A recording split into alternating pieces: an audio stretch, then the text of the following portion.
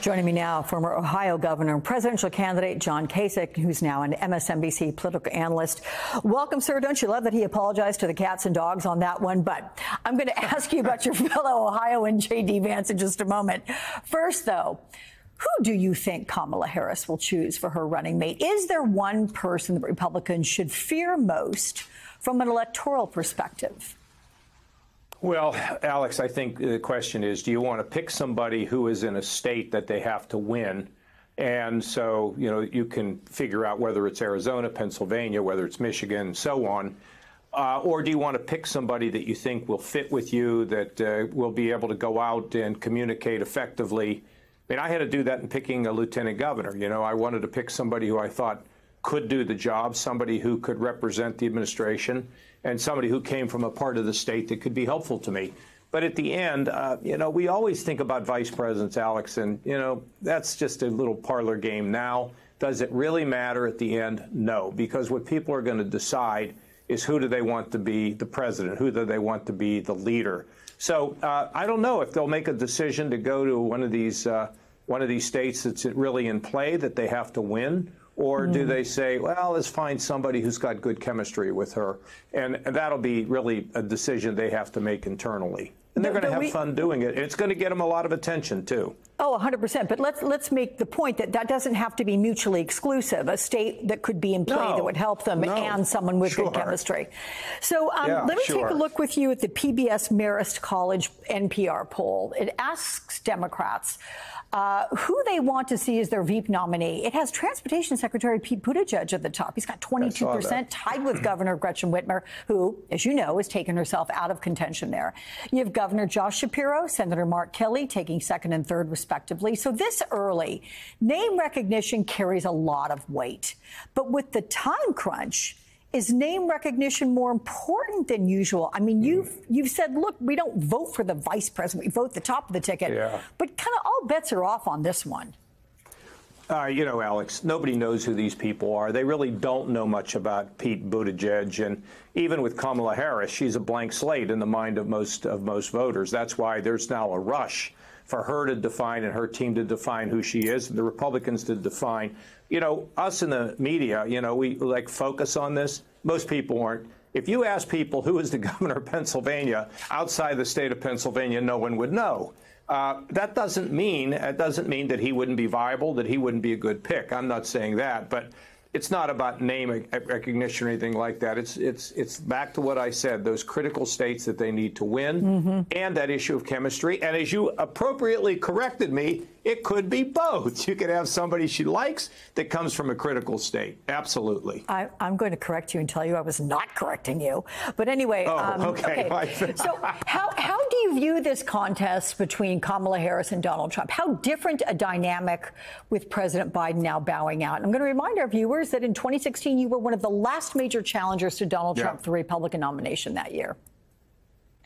Well, look, I think it's just really early. James Carville is warning Democrats, don't get giddy.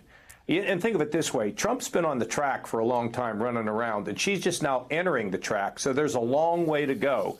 But you're going to see, look, you're seeing a great amount of enthusiasm towards her. I think there was pent-up frustration.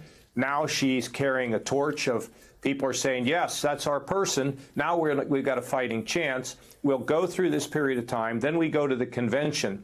But I think, Alex, we won't really know where she is. These polls are really not that important at this point until sometime around Labor Day. That's why it's so important that this liftoff they have for her is so critically important in defining her in a way that can get people excited. I listened to the last guest. Yeah, I know young people are excited and all that. Are they going to vote? I mean, I don't know. We always say they're going to vote, and then largely they don't. But at the end, it's definitely going to be a competitive race. And the Republicans have made some real mistakes here. It's frankly shocking that they weren't ready for this. Somebody was saying the other day in some column that they didn't think it was going to happen. Well, it's happened. You think they would have been ready. And I think, they've been distracted here. You brought up Vance, this comment about it was ridiculous comment about these women. It's really thrown them off their game. So instead of them being able to move forward, they're kind of explaining things or apologizing for things. That's not where you really want to be in politics. But again, we're in July. I mean, we're not even in August yet. Yeah, but look, when you brought it around to J.D. Vance, so let's go there, because there are Republicans who seem to be souring on J.D. Vance as the VP pick. One political strategist pointed out that Vance wasn't a political pick. He wasn't chosen to help Trump get more votes, which, I mean, begs the question, why was he chosen? But did Team Trump pick Vance thinking they'd already won? And do you think they picked the wrong guy? Well, I'm not going to tell you that, how they should pick their candidate. Trump actually got down very close, I'm told, to Glenn Youngkin in Virginia, which is a state that now seems to be in play, versus, Vance now, who represents Ohio, which is definitely going to go for Trump. What the numbers are going to be, we don't know. But no, look, political analysts and all that stuff, they get paid to talk. I think probably inside the campaign, they're going to work with him and they're going to say, look, just be careful about what you say. And here's the thing, Alex, that, I was in elected office for like 30 years, and it's easy to make a mistake. It's easy to make a mistake on TV today for me. It's easy to. So you have to be yourself. You've got to have some fun at it. You got to be able to laugh, right? But at the same time, be careful what you say, because it can come back and haunt you. And that's basically what's happening with Vance, and he's going to keep correcting himself, and the media will dig for more. We'll just see where this goes. But I think their regret now is they're sort of off kilter. Can they get back on kilter? Sure they can. And again, it's not the vice presidents that are going to win this election. It's going to be Harris or Trump. Yeah, 100%. But no chance that Trump will dump Vance? What do you think? No, that's not going to happen. No. Absolutely not. Okay. No, and I'm not that good at predicting, although I did say about 6 weeks ago that I was really not sure that Biden would be the nominee, and people thought I was like, way out there. Well, it turned out to be true. There's no way he's dumping Vance. That's not going to happen. Okay, good. Well, my clairvoyant friend, apparently, John Kasich, we look forward to seeing you again. Thank you.